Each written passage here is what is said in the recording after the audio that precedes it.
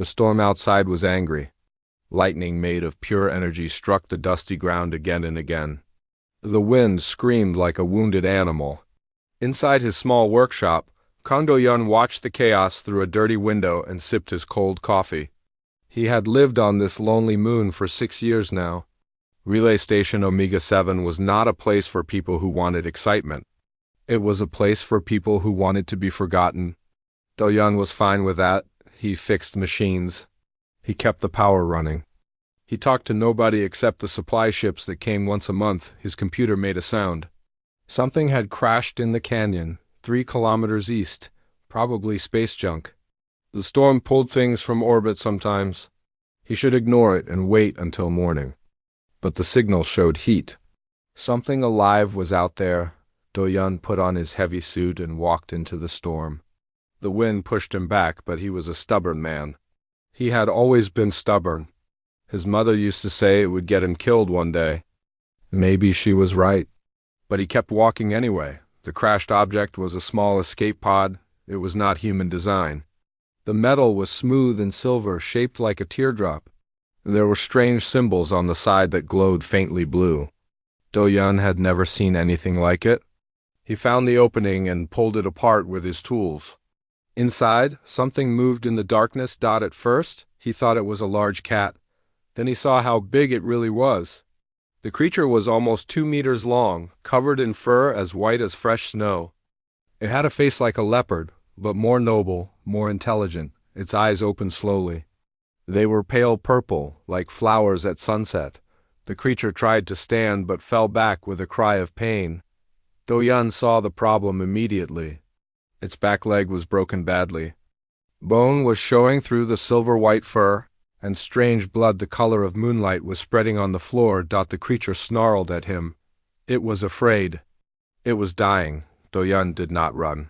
He had rescued many animals in his life. Birds with broken wings.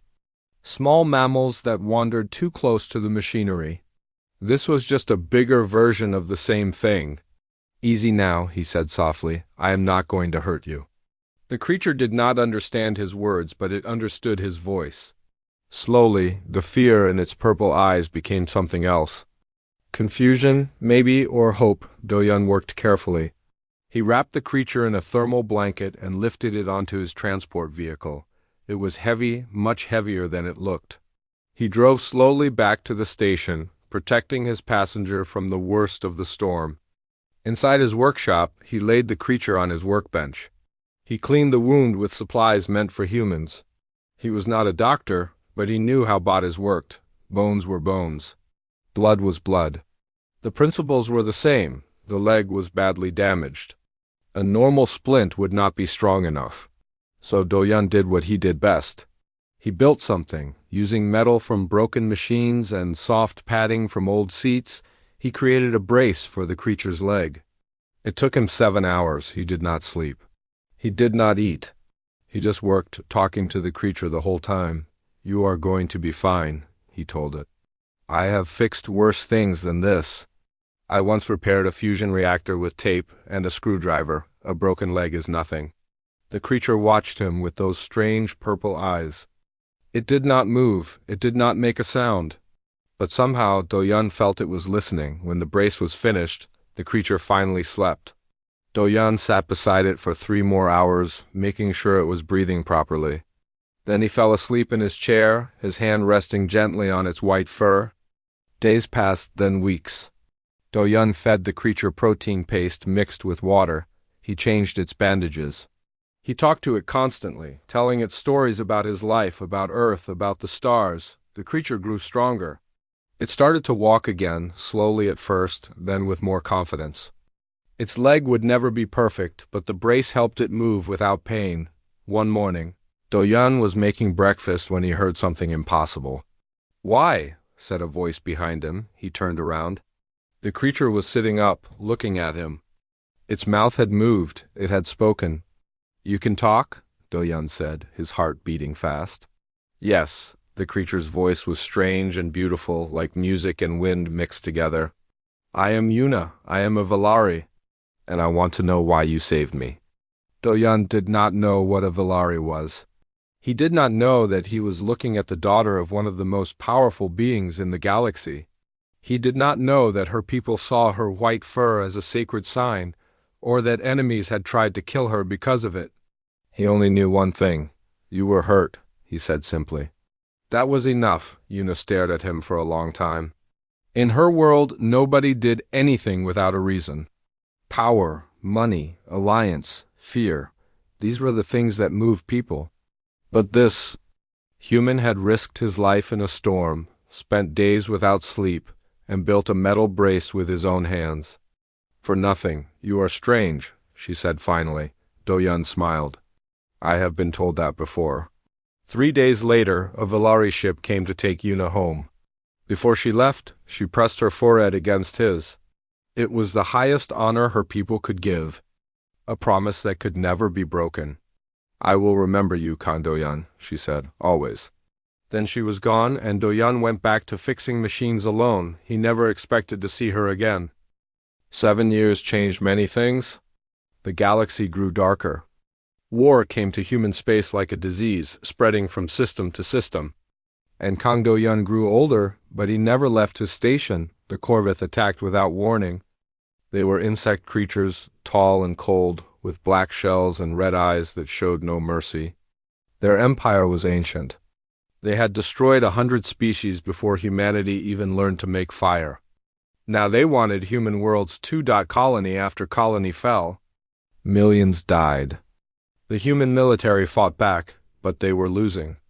Everyone knew it. Nobody said it out loud. Relay Station Omega 7 was now on the front line. Every day, refugee ships passed through, carrying survivors from destroyed worlds.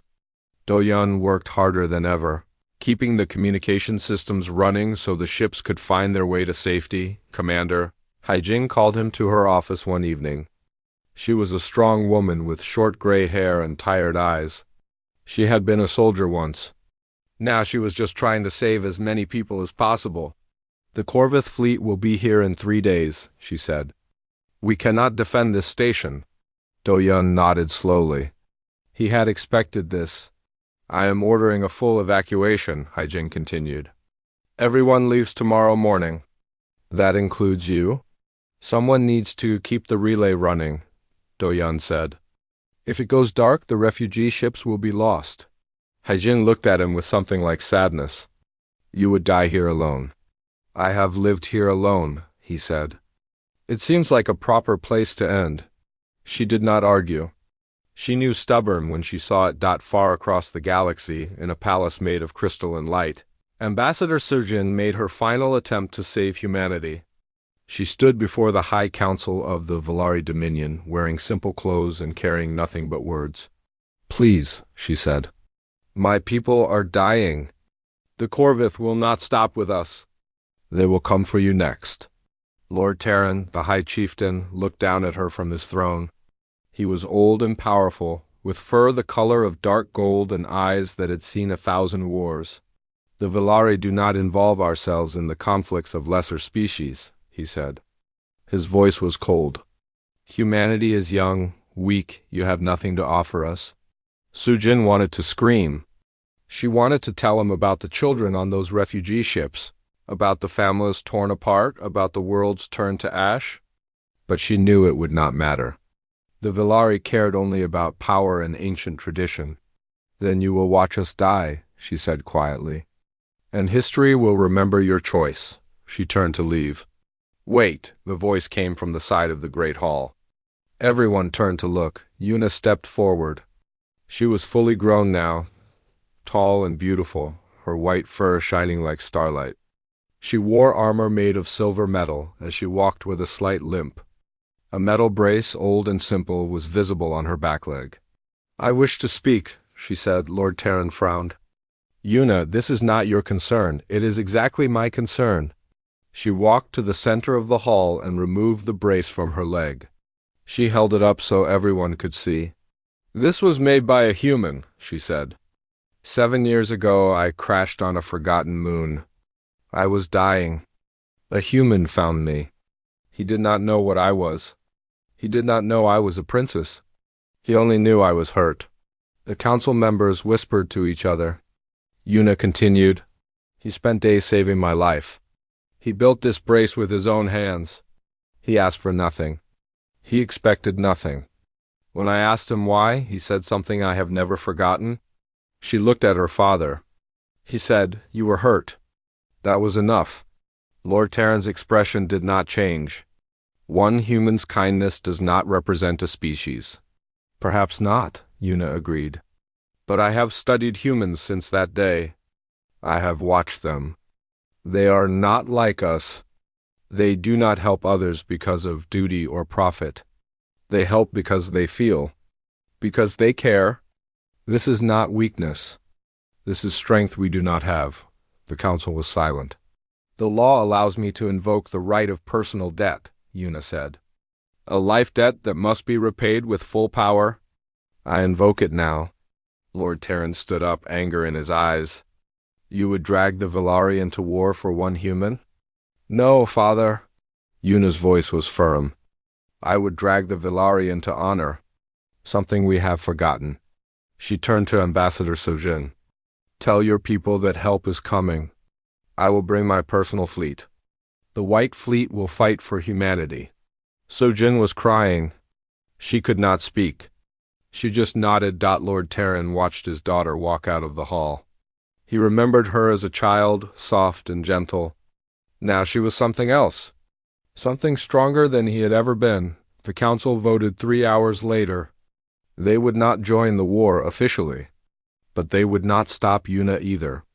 Her fleet was her own to command. On Relay Station Omega-7, Do-Yun worked alone. He had sent the last evacuation ship away that morning. Now it was just him, his machines, and the coming darkness. He thought about Yuna sometimes. He wondered if she was alive, if she still wore the brace he made. He hoped she had found happiness. He did not know that she was coming for him. He did not know that the broken creature he had saved would save his entire world. He just kept working, keeping the lights on, because that was what he did, and somewhere in the cold space between stars, a fleet of silver ships moved toward human space, led by an albino leopard who had never forgotten a debt. The Corvith fleet came out of darkness like a wave of death. Hundreds of ships, each one black and sharp, designed for one purpose only, destruction. Do-Yun watched them appear on his screen. He had never seen so many ships in one place. They filled the space around the moon like a swarm of angry insects. Red lights glowed on their hulls. Weapons powered up. They were not here to negotiate. The small human defense force moved to meet them. 12 ships against hundreds. It was not a battle. It was a sacrifice. Do-Yun turned back to his work. The communication relay was the most important thing now. As long as it worked, refugee ships could find safe paths through the chaos. As long as it worked, his death would mean something. His hands moved quickly over the controls. He boosted the signal strength, extended the range, did everything he could to keep the system alive. Outside, the first explosions lit up the darkness. Human ships died in bright flashes of fire. Then something strange happened. Space itself seemed to tear open behind the Corvith fleet. A massive crack of white light split the darkness, and through it came ships Do-Yun had never seen before. They were beautiful. Long and curved, shaped like crescent moons, made of silver metal that reflected the stars. They moved with grace and speed, cutting through the Corvith formation like knives through water. The white fleet had arrived. At the front of the fleet flew the largest ship. It was magnificent, with sweeping wings and a hull that seemed to glow from within. On its side, written in both Velari symbols and human letters, was a name, the Mechanic's Debt. Inside that ship, Yuna stood at the command center. Her purple eyes watched the battle unfold on massive screens. Her officers waited for orders. All ships, attack Formation 7, she said calmly. Target their weapon systems first. Disable, do not destroy unless necessary. We want survivors to carry a message home. The Velari ships obeyed instantly. They fired weapons of pure white energy, beams that cut through Corvith shields like they were nothing. The enemy fleet, so confident moments ago, fell into chaos. The Corvith had never fought the Velari before. They did not know how to respond. Their ships crashed into each other, trying to turn and face this new enemy. Some tried to run. The Valari let them go. Fear was also a weapon. On the station, Do-Yun watched in disbelief. The battle was turning. The Corvith were losing. Someone had come to save them, but then he saw something that made his heart stop. The flagship, the most beautiful ship in the fleet, took a direct hit from a Corvith weapon. The ship shook. Systems failed. It began to drift. A voice came through an open communication channel. It was speaking in a language Do-Yun did not know, but his computer translated it automatically. This is flagship command. Navigation is down. We cannot coordinate the fleet. We need repair assistance immediately. Any available technical personnel, please respond. Do-Yun looked at the screen. The flagship was far away, in the middle of a battle. Going there was suicide. He was just a mechanic, an old man who fixed generators on a forgotten moon, but the voice on the radio was asking for help. Someone was hurt. Someone needed him. That was enough. Do-Yun ran to the small shuttle in the station's dock. It was an old transport ship, slow and weak. It had no weapons. It would be destroyed in seconds if a Corvith ship noticed it. He did not care. The shuttle launched into the chaos. Fire and death surrounded him. Corvith and Valari ships fought in every direction. Energy beams crossed the space around him like deadly rain. His small shuttle was nothing in this battle, a tiny insect among giants, but somehow he made it through. The Corvith were too busy fighting the Valari to notice one small human ship. Or maybe something else was protecting him. He did not know. The flagship grew larger in his window. He could see the damage now, a massive hole in the ship's side where the enemy weapon had struck. Emergency lights flashed red. The ship was dying. Do-Yun docked at the nearest opening. He grabbed his toolkit and ran inside. The interior of the ship was nothing like he expected. The walls were smooth and white, covered in glowing symbols. The air smelled like flowers and electricity.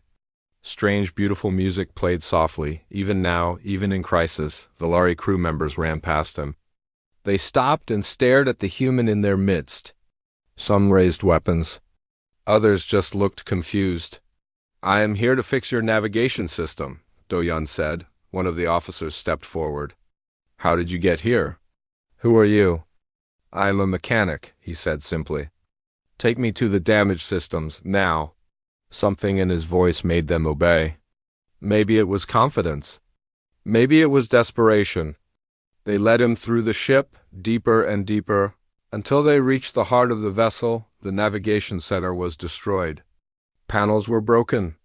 Wires hung loose. Strange liquid dripped from cracked tubes. It was a mess, but Do-Yun had seen worse. He opened his toolkit and got to work. That was when he heard footsteps behind him. Heavy footsteps. He turned around. A figure stood in the doorway. Tall and powerful, dressed in silver battle armor, with fur white as snow and eyes the color of sunset flowers. A metal brace, old and crude and unmistakably human-made, was visible on her back leg. "Yuna," he whispered. She stared at him. Her purple eyes were wide with something he could not name. Shock, joy, disbelief. "Do-Yun," she said softly. "You came." He smiled, the same quiet smile he had given her 7 years ago. "You were in trouble," he said. That was enough. Outside, the battle raged on. But inside the flagship, a mechanic and a princess looked at each other, and for one moment the war did not matter at all. For a long moment, neither of them moved. The ship shook from another explosion outside. Alarms screamed. Crew members shouted orders in the distance. But in the ruined navigation center, Yuna and Do-Yun just looked at each other. She was different now, taller, stronger. There was power in her eyes that had not been there before. She was a warrior, a leader, a princess who commanded fleets. But when she looked at him, all of that fell away. "I thought you would be safe," she said. Her voice was thick with emotion. "I thought you would be far from the war." Do-Yun shrugged. "I never left the station. Someone had to keep the lights on. You are impossible." But she was smiling now, just a little, another explosion rocked the ship. Sparks flew from damaged panels. Yuna turned serious again. We have no time. Without navigation, we cannot coordinate the fleet. Each ship is fighting alone. We will lose. Do-Yun was already looking at the damaged systems. The technology was strange to him, more advanced than anything humans had built. But underneath all the fancy parts, the principles were the same. Wires carried power. Signals moved information. Everything connected to everything else. Tell me how it works, he said. Yuna moved beside him. She began explaining the navigation system, pointing at different components, describing their functions. Her knowledge was deep but not practical. She was a commander, not a technician. But Do-Yun listened carefully, putting the pieces together in his mind. Here, he said, pointing at a cracked crystal in the center of the machine. This is the problem. The crystal focuses the signals, yes? It is broken. The signals are going everywhere instead of where they should go. Yuna nodded. We have no replacement. The crystals are made only on our homeworld. Do-Yun thought for a moment. Then he pulled a small device from his toolkit. It was a signal amplifier, standard equipment for a relay station mechanic. Nothing special. This will not be as good, he said. But it might work. He began to work. His hands moved with confidence, connecting wires, adjusting frequencies, building bridges between human technology and Volari systems. It should not have worked. The technologies were too different. But Do-Yun had spent his whole life making broken things work together. Yuna watched him. She remembered him doing the same thing 7 years ago, building a brace for her broken leg from scraps and willpower. He had not changed. Older, yes, grayer, but still the same quiet man who fixed things because they needed fixing. Why did you come? She asked softly. He did not look up from his work. Someone called for help. You did not know it was me. No. Then why? He paused. His hands stopped moving. He looked at her with those calm human eyes. Because someone was in trouble, he said. Because I could help. Because that is what I do. Yuna felt something warm in her chest. Among her people, everything was politics. Alliances and debts, power and position. Nobody did anything without calculation. But this human, the simple mechanic, calculated nothing. He just acted from his heart. This was why she had come. Not just for him, but for what he represented. Humanity was not the strongest species in the galaxy. They were not the smartest or the oldest. But they had something no other species had. They had the ability to care without reason. Almost done, Do-Yun said. He made the final connection. The navigation console lit up. Signals flowed again, finding their paths, coordinating the fleet. Yuna grabbed the communication device. All ships, this is command. Navigation is restored. Formation 12, immediate attack on the Corvith command vessel. End this now. The White Fleet moved as one. 100 silver ships turned toward the largest Corvith vessel. They fired together. A single massive blast of white energy that cut through shields and armor like paper.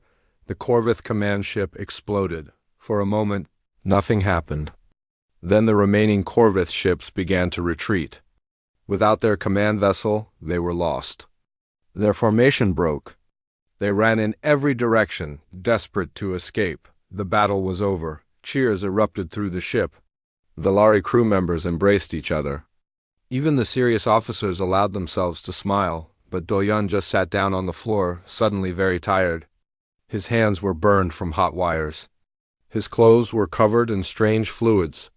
He was too old for this. Yuna sat beside him. She did not care that her armor was getting dirty. She did not care that her officers were watching. Thank you, she said. You already thanked me once, he replied. 7 years ago. That was for my life. This is for my fleet. My people. Perhaps my world. Do-Yun shook his head. I just fixed some wires. You did the hard part. Yuna laughed. It was a strange sound, not quite human, but beautiful in its own way. You are still impossible, she said. They sat together in the ruined navigation center. surrounded by broken machines and flashing lights. Outside, the remains of the battle drifted through space. The White Fleet regrouped, tending to damaged ships and rescuing survivors. What happens now? Do-yeon asked. Yuna looked at him. Now we win the war, and then we build something better. We? She smiled. Did you think I would let you go back to that lonely station? You are part of this now, Kan Do-yeon. You are part of my story. You always have been. He wanted to argue. He wanted to say that he was just a mechanic, that he did not belong in palaces and politics. But he was too tired. And maybe, just maybe, he did not want to be alone anymore. I suppose I could use a vacation, he said finally. Yuna helped him to his feet. Together, they walked out of the navigation center and into a new future. Behind them, the human signal amplifier glowed softly, doing its job. Keeping things connected. Just like the man who built it. The war did not end in one battle, but it ended quickly after that night. The Corvith had believed humans were alone. They had expected an easy victory. They had not expected the White Fleet news of the battle spread across the galaxy. A Velari princess had brought her personal armada to save humanity. The Corvith, proud and terrible, had been humiliated. Their surviving ships carried the story home, and for the first time in 1,000 years, the Corvith Empire knew fear. 3 months after the battle, they asked for peace. The war was over. Do-yeon stood in a place he never imagined he would see. The great hall of the Velari homeworld was made of crystal that caught the light of 3 suns. Everything glowed with soft colors, pink and gold and pale blue. Music played from somewhere, always music, filling the air with gentle harmony. He felt ridiculous. They had given him new clothes, fine robes of soft fabric, but he still felt like a mechanic wearing a costume. He kept his old toolkit in his pocket. It made him feel safer. The hall was filled with important people. Velari nobles in their beautiful armor. Human diplomats in formal uniforms. Leaders from a dozen other species who had come to witness history. And at the center of it all stood Ambassador Sujin, holding a document that would change everything. The Treaty of Eternal Kinship, she announced, her voice strong and clear. An alliance between the Human Federation and the Velari Dominion. Today we are no longer strangers. Today we become family. The crowd cheered. Velari and humans together, celebrating something that should have been impossible. 3 months ago, the Velari had refused to even speak with humans. Now they were signing a treaty of eternal friendship. Do-yeon tried to slip toward the back of the hall. He did not like crowds. He did not like attention. He just wanted to find a quiet corner and wait until it was all over. But someone blocked his path. Lord Terran stood before him. The High Chieftain of the Velari was even more impressive up close. His golden fur was touched with gray, and his eyes held the weight of centuries. He was the most powerful being in his civilization. And he was bowing. Do high and froze. He did not know what to do. Around them, the crowd fell silent. Every eye turned to watch. Kang Do-yeon, Lord Terran said. I was wrong about your species. I believed humans were primitive, weak, unworthy of our attention. My daughter taught me otherwise. He straightened up and looked directly into Do-yeon's eyes. You saved her life without knowing who she was? You asked for nothing. You expected nothing. In all my years, I have never seen such pure kindness. It is a quality my people have forgotten. Do-yeon did not know what to say. I just did what anyone would do. No, Lord Terran replied. You did what very few would do. And because of that simple act performed in kindness 7 years ago, my daughter became the person she is today. She learned from you. She carries your lesson in her heart. And because of her, our peoples are now allies. He placed his hand on Do-yeon's shoulder. You may be just a mechanic, but you have changed the galaxy more than any warrior or king. Yuna appeared beside her father. She was dressed in ceremonial robes of pure white, and she carried something in her hands. A metal brace, but not the crude one Do-yeon had made. This one was crafted from Velari star metal, beautiful and elegant, engraved with symbols of honor. The brace you made for me is now kept in our sacred hall, she said. It is displayed as a symbol of what kindness can accomplish. This one is for you. A gift from our people to yours. Do-yun took the brace. It was surprisingly light and it felt warm in his hands. I am not injured, he said, confused. Yuna smiled. It is not for wearing. It is for remembering. Remembering that the smallest act of love can build bridges between stars. The ceremony continued.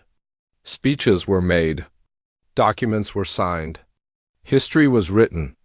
But Do-yun barely noticed. He kept looking at the metal brace in his hands, thinking about the strange path that had led him here. Later that night, when the celebrations had quieted, Do-yun walked through the crystal halls alone. He found a balcony overlooking an alien garden, filled with flowers that glowed in the darkness. He stood there, breathing the strange, sweet air, and wondered what would happen next. Footsteps behind him. He did not need to turn around. You are trying to escape, Yuna said. I am not good at parties. She came to stand beside him. They looked out at the garden together. What will you do now? She asked. He thought about it. Go back to my station, I suppose. The relay still needs maintenance. The war damaged some of the systems. You want to return to that lonely moon? It is home. Yuna was quiet for a moment. Then she said, the station will be busy now. It is at the center of the new alliance. Ships will pass through every day. Human and Valari working together. Do-yun had not thought about that. His quiet life was over. And I will visit often, Yuna continued. I have a debt to repay. He turned to look at her. You saved my entire species. I think the debt is more than repaid. She shook her head. You gave me something that cannot be measured. You showed me that kindness exists without reason. That is worth more than worlds. They stood together in comfortable silence. Two friends from different species, from different worlds, bound by something stronger than treaties. You could stay here, Yuna said finally. We could use a good mechanic. Do-yun smiled. Your machines are too fancy. I would probably break them. You would fix them. You always do. He considered it. Living here, among these strange, beautiful people, in this crystal palace filled with music. It was a nice thought, but it was not him. I need to go home, he said. But you are welcome to visit any time. Yuna nodded. She understood. Some people were not meant for palaces. 2 weeks later, Do-yun returned to Relay Station Omega 7. It was different now. More ships passed through. More people visited. He was no longer alone, but he kept his quiet habits. He fixed machines. He drank cold coffee.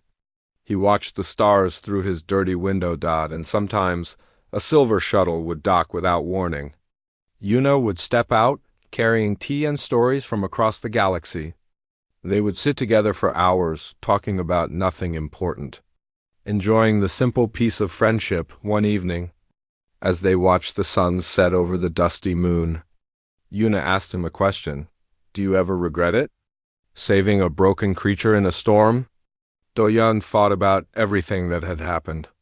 The war, the battle, the treaty, the future that now stretched before them, full of possibility. No, he said. I would do it again. Yuna leaned against his shoulder, her white fur soft and warm. I know, she said.